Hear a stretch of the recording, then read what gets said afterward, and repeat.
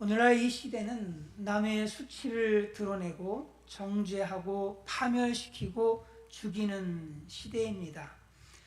그런데 그것은 예수님 당시에도 마찬가지였습니다. 예수님 당시에 로마가 이스라엘을 지배하고 있었습니다. 당시의 종교적 정치적 기득권자들은 사두개파와 바리새파 사람들이었습니다. 사두개파는 진보적인 사람들이었고 바리새파는 보수적인 사람들이었습니다. 정치 권력은 주로 진보적인 사두개파 사람들이 잡고 있었고 종교 권력은 보수적인 바리새파 사람들이 잡고 있었습니다. 그러던 어느 날 나사렛 출신이 30대 젊은 예수님이 나타나서 굶주린 백성들에게 먹을 것을 주고 병든 사람들을 고쳐주고 또 소외된 사람들에게 친절을 베풀면서 또 하나님의 나라의 복음을 가르쳤습니다. 이 소문은 삽시간에 전국적으로 퍼져나가기 시작했습니다.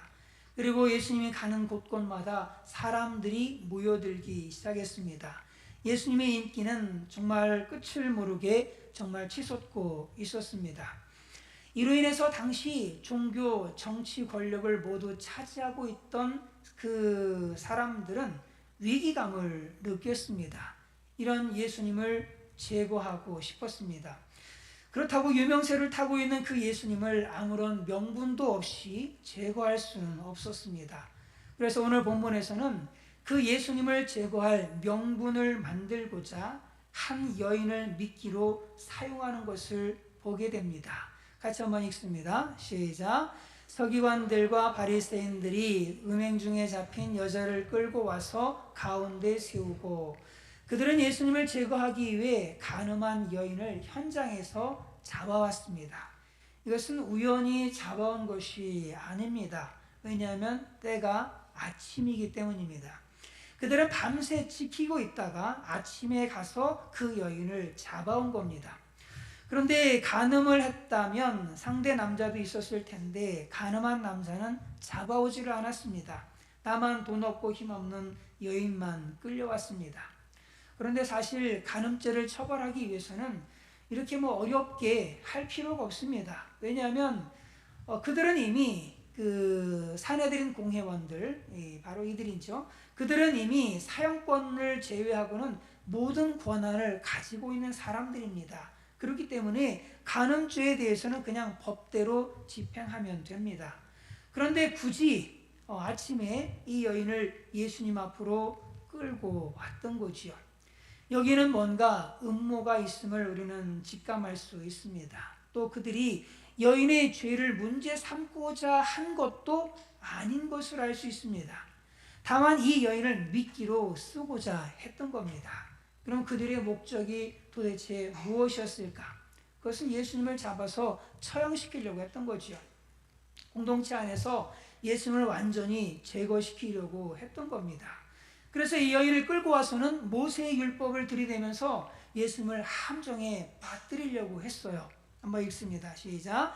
예수께 말하되 선생이여 이 여자가 간음하다가 현장에서 잡혔나이다. 모세는 율법에 이러한 여자를 돌로 치라 명하였거니와 선생은 어떻게 말하겠나이까. 모세의 율법은 남을 정죄하기 위한 법이 아닙니다. 하나님을 잘 섬기고 이웃과 행복하게 살기 위한 사회 정의를 실현하기 위한 법입니다. 그런데 서기관과 바리새인들은 이 법을 교묘하게 이용해서 자신의 목적을 성취하는 도구로 사용하고 있습니다. 예수님을 잡기 위한 이 함정을 이 율법을 기초로 해서 파고 있었던 거죠. 모세는 율법에 이러한 여자를 돌로 치라 명하였거니와 선생은 어떻게 말하겠나이까. 그들의 질문은 참으로 교활합니다. 겉으로는 율법의 열심이고 공의를 세우기 위한 그런 열심이 가득한 그런 사람들인 것 같습니다. 그러나 속에는 정적을 제거하기 위한 그 고수할 조건을 얻기 위해서 여인을 예수님께 데리고 왔던 겁니다. 선생은 어떻게 말하겠나이까? 선생은 어떻게 말하겠나이까? 예수님은 이제 딜레마에 빠지게 되었습니다. 만약 율법의 규정대로 이 여인을 죽이라고 그렇게 한다면 어떻게 되겠습니까? 말과 행실이 다른 사람이 되고 맙니다. 왜냐하면 그동안 예수님은 사람들에게 뭘 말씀하셨느냐면 용서에 대해서, 사랑에 대해서 가르쳐 오셨거든요. 읽습니다. 시작. 비판하지 말라, 그리하면 너희가 비판을 받지 않을 것이요, 정죄하지 말라, 그리하면 너희가 정죄를 받지 않을 것이요, 용서하라, 그리하면 너희가 용서를 받을 것이요. 용서하라고 가르치셨는데 만약 율법대로 돌로 치라고 하신다면 결국 자신의 말씀과 그동안 전했던 말씀과 이게 배치되어 버리는 겁니다. 그동안 용서하라고 하셨던 그 모든 말씀들이 다 거짓이 되어지고 마는 거예요. 그리고 예수님은 사랑이 없는 사람, 무자비한 사람, 위선자로 이렇게 매도가 되는 거죠. 뿐만 아니라 그 돌로 치라고 얘기했다가는 예수님이 로마 군인들에게 잡혀갈 수도 있습니다. 왜냐하면 당시에는 총독 이외에 그 누구도 사형을 집행할 수 있는 권한이 없었습니다. 그렇기 때문에 만약에 율법대로 돌로 쳐라! 라고 얘기하게 된다면 월권행위가 되잖아요. 결국에는 로마에 대항하는 것이 되기 때문에 로마 군인들에게 잡혀갈 수도 있는 거예요. 그럼 반대로 이 여인을 처형하지 말아라 라고 하게 되어진다면 여기에도 또 문제가 있습니다. 왜냐하면 성경이 이렇게 말씀하고 있기 때문에 그래요. 읽습니다. 시작. 누구든지 남의 아내와 간음하는 자, 곧 그의 이웃의 아내와 간음하는 자는 그 간부와 음부를 반드시 죽일지니라. 반드시 죽일지니라 라고 말씀하고 있어요. 성경에 반드시 죽이라고 그렇게 기록되어져 있는데 만약 죽이지 말라고 예수님이 말씀하신다면 모세율법을 깨뜨리는 행위를 하게 되는 것이죠. 그럼 율법 파괴자가 되어지는 겁니다. 그렇게 되면 정죄를 당하게 되고 결국은 공격을 받게 될 거죠. 이렇게 해도 저렇게 해도 결국은 올무에 잡힐 수밖에 없는 그런 상황에 처하게 된 겁니다. 이때 예수님은 어떻게 하시는가 보니까 어떻게 하세요? 몸을 굽히사 손가락으로 땅에 뭔가를 쓰시는 거예요. 예수님은 자신을 함정에 빠뜨리려는 그들의 의도를 뻔히 아셨지요. 그리고 간음한 여인에 대한 그 군중들에 대한 분노가 치솟고 있는 것도 알고 있죠. 그들 손에는 다들 돌 하나씩 들고서 그냥 언제든지 예수님 말씀만 하시면 그냥 돌로 칠 준비가 되어져 있는 거예요. 막 분노가 막 올라가 있는 거죠. 이러한 때에 예수님은 땅에 글을 쓰시는 거예요. 땅에 글을 쓰시는 겁니다. 성난 군중들이 충동적으로 돌을 던지지 못하도록 그들에게 분노를 삭힐 시간을 주기 위해서였습니다. 참 지혜로운 방법입니다. 우리도 누군가를 용서하지 못하고 보복하고 싶을 때가 있습니다. 그런데 그때 잠깐 앉아서 종이에다가 막 글을 쓰면은요 굉장히 좋습니다. 글을 쓰면서 내 감정들을 다 쓰는 거예요. 내 속상한 거, 내 힘든 거, 내 마음 아픈 거, 내 열받는 거 다 이렇게 쭉 쓰는 겁니다. 막 쓰는 거예요.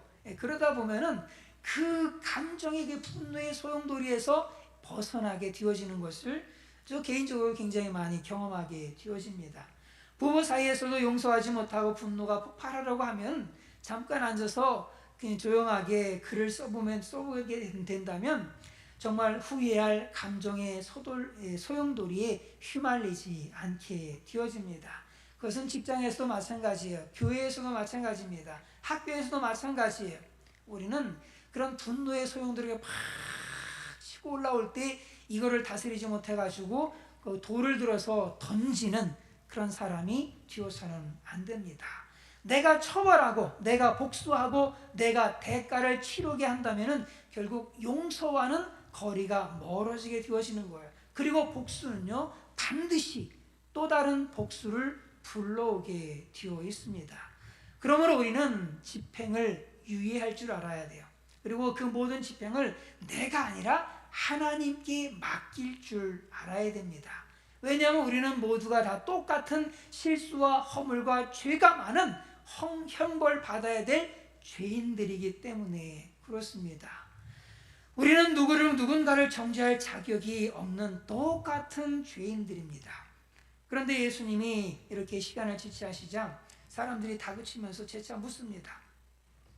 이에 예수님께서 이렇게 말씀하시죠. 읽습니다. 시작. 그들이 묻기를 마치 아니하는지라 이에 일어나 이르시되 너희 중에 죄 없는 자가 먼저 돌로 치라 하시고, 너희 중에 죄 없는 자가 먼저 돌로 치라. 여기서 죄 없는 자는 죄 짓지 않은, 죄가 없는, 흠이 없는 사람, 이걸 얘기하는데 이 말씀에 해당되는 사람이 있을까? 이렇게 죄가 없는 사람만 돌로 칠 자격이 있다는 거예요. 당연하죠. 당연한 얘기입니다. 똥 묻은 개가 재 묻은 개를 나무랄 수 없잖아요. 자기가 더 더러운 놈이 조금 더러운 그 놈한테 뭐라고 얘기한다는 게 웃기잖아요. 말도 안 되는 얘기죠. 너희 중에 죄 없는 자가 먼저 돌로 쳐라. 맞는 얘기죠. 정말 너희들이 죄가 하나도 없다면 돌로 칠 자격이 있으니 그를 돌로 쳐라. 이 여인은 분명히 죄인이야. 잘못했어. 그리고 돌에 맞아 죽을 죄를 짓는 여인 맞아. 그런데 조건이 있다. 죄가 없는 사람만 쳐. 죄가 없는 사람만 쳐. 그 사람만이 돌을 던질 수 있는 유일한 자격이 있는 사람이야 라고 말씀하셨던 겁니다. 이 예수님의 말씀은 그들의 마음을 팍 두들겼을 거예요. 아, 나는 정말 죄가 없는 사람일까? 나는 남에게 돌을 던질 만큼 그렇게 죄가 없는 사람일까? 아마 자신의 양심을 그냥 이 말씀이 막 두들겼을 거예요. 이 말씀을 들은 사람들이 다 자기를 살펴보기 시작을 하는 거예요. 여인은 여인대로 자신의 그런 죄에 대한 부끄러움을 느꼈을 겁니다.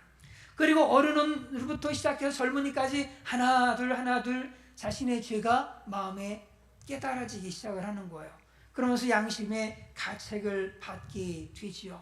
나도 죄인인데 내가 이 여인을 정죄할 자격이 있을까? 나도 남몰래 도둑질을 했는데 내 마음도 이렇게 음탕한데, 나 또한 율법을 어긴 것이 많은데, 나 또한 많은 사람들의 마음에 상처를 주었는데, 내가 이 여인을 정죄할 자격이 있을까? 자격이 있을까? 라는 생각들을 다들 그 마음에 하게 되어지는 거예요. 결국은 어떻게 됐는가 보면은 읽습니다. 시작.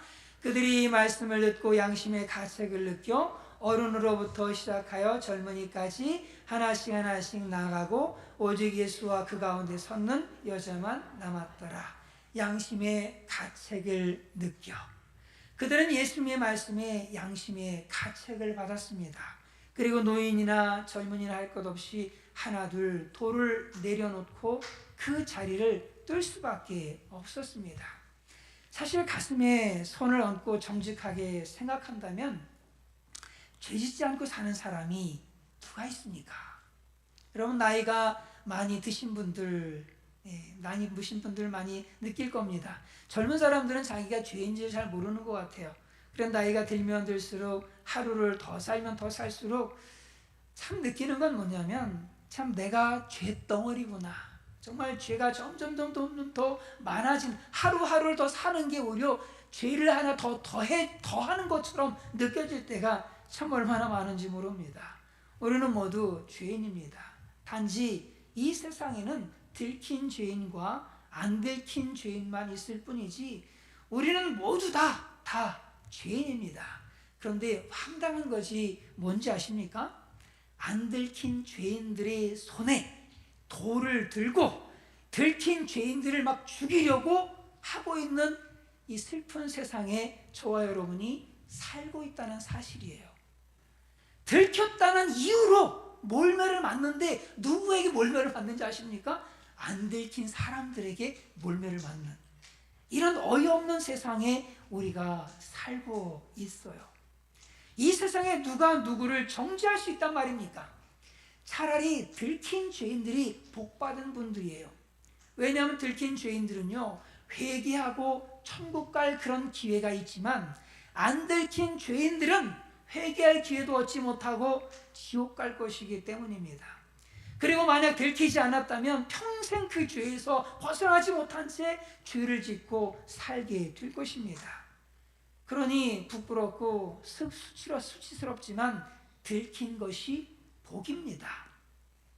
비록 들켜서 잠시 비난도 받고 처벌도 받겠지만 결국 그 죄에서 벗어나서 새로운 삶을 살 수 있는 기회, 회개할 수 있는 기회, 구원받을 수 있는 기회, 천국 갈 수 있는 기회를 얻기 때문에 들킨 죄인들은 참으로 복된 분들입니다. 병원에서도 그렇지 않습니까? 병원에서 이 의사가 이제 여기저기 진단을 막 하잖아요. 이때 그 병이 들켜야 돼요? 안 들켜야 돼요? 들켜야 되잖아요. 병이 꼭꼭 숨어가지고 안 들켜버리는 거야. 그래가지고 의사가 뭔가 진단하긴 해야 되겠는데, 그래가지고 엉뚱한 오진을 해버리네. 그러면 죽이는 거예요. 사람 죽이는 겁니다. 예. 병이 들키는 게 복이거든요. 병이 들켜야 돼요. 그 원인이 뭔지를 분명히 알아야지 치료받고 건강하게 회복도 될 수 있는 거 아닙니까? 마찬가지예요. 우리의 숨겨진 죄가 공개적으로 드러났다라고 하는 것은요, 분명하게 깨달았다라고 하는 것은 복입니다. 복이에요. 바로 그때가 구원을 얻을 좋은 기회입니다. 만약 자신의 죄가 죄로 발견되지 않는다면, 죄로 깨달아지지 않는다면 구원받을 기회도 없어요. 그런 놀라운 사실은 뭐냐면, 사람들이 자신의 죄가 죄로 발견되면, 그러면 여러분 뭐 하는 게 좋아요? 회개하는 게 좋잖아요. 회개해야 되잖아요. 그런데 회개 안 합니다. 자신의 죄가 드러나서 밝혀지잖아요. 그러면 그때부터 방어를 하기 시작을 합니다. 수없이 변명하기 시작을 해요. 수없이 남 탓을 하기 시작을 합니다. 오늘 성경의 본문에 사람들도 마찬가지였어요. 그들은 회개하는 대신에 그냥 하나씩 하나씩 가버립니다. 하나씩 다 가버리는 거예요. 자신의 죄가 발견되었을 때 가버리면 안 돼요. 그 자리에서 회개해야 됩니다. 죽을 수밖에 없는 죄인이라는 사실을 인정하고 고백해야 되는 거예요. 그래야 죄에서 해방될 수 있고 구원받을 수 있고 천국 갈 수 있는 거거든요. 오늘 성경에는 가지 않고 남은 한 사람이 있었어요. 아마 이 여인은 그냥 누워서 예수님의 처분만 기다립니다 라고 아마 있었을 거예요. 하나님은 바로 이런 상한 심령, 통회하는 그 마음을 보십니다. 한번 읽어볼까요? 시작. 하나님께서 구하시는 제사는 상한 심령이라.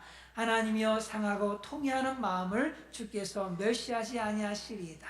하나님은요, 우리가 정말 가슴을 찢고 통회하면서 주님 앞에 나오는 그런 모습들을 얼마나 기뻐하시는지 모릅니다. 하나님께 정말로 기뻐하시는 모습은 우리가 뭔가 대단한 일들을 하는 그런 모습이 아니라, 우리의 죄를 발견하고 그런 죄 때문에 하나님 앞에 통회하고 자복하는 그러한 모습들을 우리 주님께서 기뻐하신다라고 하는 사실이에요.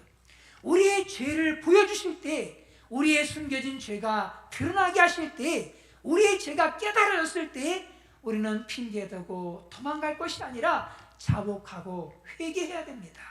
그러면 예수님께서 우리의 죄를 용서해 주십니다. 그리고 더 이상 죄인이라고 우리를 부르지 않으세요. 뭐라고 벌써 부르시느냐면 여자여 라고 말씀하고 있잖아요. 여자여. 예수님은 가늠한 이 여인을 여자여 라고 부르고 있어요. 이 호칭은 예수님의 어머니 마리아에게 불렀던 호칭과 같은 호칭입니다. 정중한 표현이, 굉장히 정중하게, 우리가 볼 때는 되게 좀 그렇게 안 보이지만 굉장히 정중하게 부르는 표현이 여자여라고 하는 이 표현이죠. 이렇게, 그리고 예수님께서는 죄사함을 선포하십니다. 읽습니다. 시작. 대답하되 주여 없나이다. 예수께서 이르시되 나도 너를 정죄하지 아니하노니 가서 다시는 죄를 범하지 말라 하시니라. 나도 너를 정죄하지 아니하노니. 이것이 얼마나 참 놀라운 말씀입니까? 왜냐하면 죄를 용서해 주실 수 있는 분은요, 오직 하나님 한 분이기 때문에 그렇습니다. 그런데 이 말씀은 나도 너를 정죄하지 않는다 라고 말씀하시는 것은 예수님 자신을 스스로 나는 하나님이야 라고 선포하는 말씀이에요. 예수님은 하나님이십니다. 그래서 우리의 죄를 용서하실 수 있는 분이십니다. 그러므로 누구든지 그 예수님을 믿으면, 그 예수님을 영접하면, 예수님 안에 거하면 예수님으로부터 모든 죄를 용서받을 수 있어요. 성경은 이 사실을 이렇게 말씀합니다. 읽습니다. 시작. 그러므로 이제 그리스도 예수 안에 있는 자에게는 결코 정죄함이 없나니. 예수님 안에 있으면 결코 정죄함이 없습니다. 우리가 우리의 모습을 정직하게 바라볼 수만 있다면 아마도 우리가 산만큼 죄를 짓고 있다는 것을 깨닫게 될 겁니다. 누군가 이런 우리의 진짜 모습을 보게 된다면 누가 우리의 친구가 되어주겠습니까?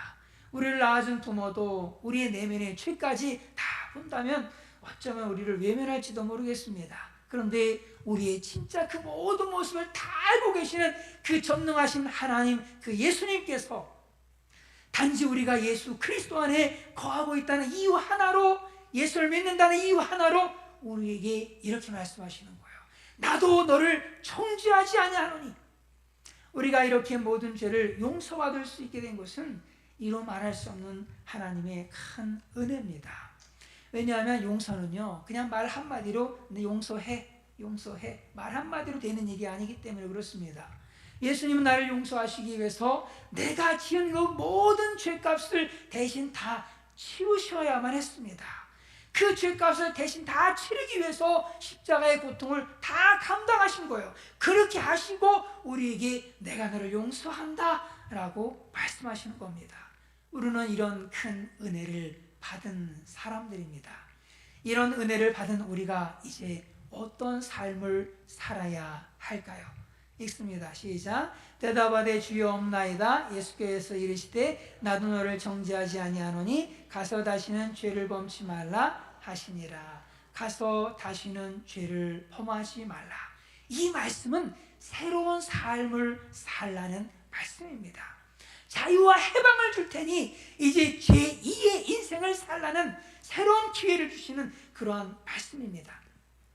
예수님은 세상에서 버림받은 자, 상처받은 자, 마음이 상한 자를 버리지 않으시고 다시금 회복할 기회를 주시는 분이십니다.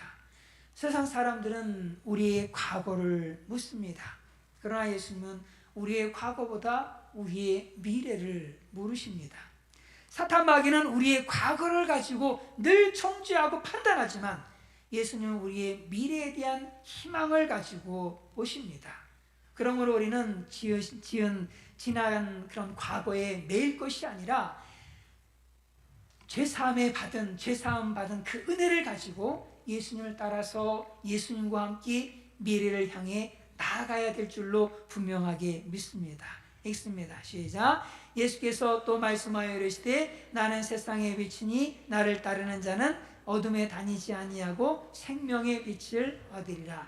나를 따르는 자는, 예수님은 나를 따르라고 하십니다. 과거의 어둠을 따르지 말고 사단 마귀를 따르지 말고 죄를 따르지 말고 예수님을 따르라고 하십니다. 그리고 빛을 얻고 생명을 누리라고 말씀하시는 거예요. 뿐만 아니라 예수님을 따르게 되면 어떻게 될까요? 읽습니다. 시작. 진리를 알지니 진리가 너희를 자유롭게 하리라. 또 말씀하십니다. 읽습니다. 시작. 그러므로 아들이 너희를 자유롭게 하면 너희가 참으로 자유로우리라. 빛 대신 예수님을 따르면 진리를 알게 되고 그 진리 안에서 참된 자유를 누리며 살 수가 있습니다. 결론적으로 우리는 날마다 우리의 죄와 허물을 숨기지 말고 있는 모습 그대로 예수님 앞에 나아가야 할 줄로 분명하게 믿습니다. 그리고 예수님 안에서 용서의 은혜를 누리시고 예수님 안에서 자유를 누리시는 모두가 되시기를 주님의 이름으로 축원을 드립니다.